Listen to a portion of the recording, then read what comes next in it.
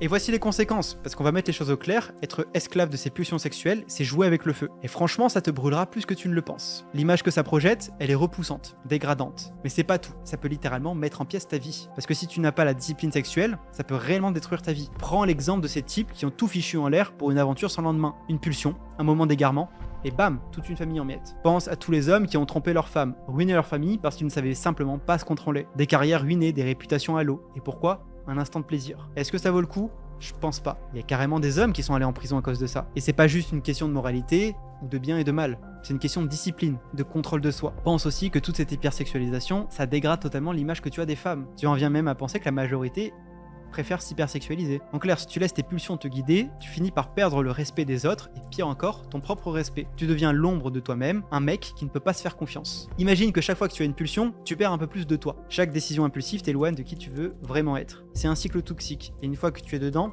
c'est très dur à en sortir. Mais ce n'est pas que ça, puisque plus tu es victime de tes pulsions sexuelles, plus tu deviens mou. Plus tu laisses ces pulsions te dominer, moins tu as de jus pour le reste. Encore sans mauvais jeu de mots. C'est comme si chaque écart te pompait un peu plus de ton énergie vitale, te laissait à plat, sans motivation pour autre chose que ta prochaine dose de dopamine. Tu penses peut-être que ça te détend, que ça te libère d'un stress ou d'une tension. Peut-être sur le moment, ouais, mais à long terme, c'est tout l'inverse. Chaque fois que tu éjacules, tu te draines ton énergie masculine.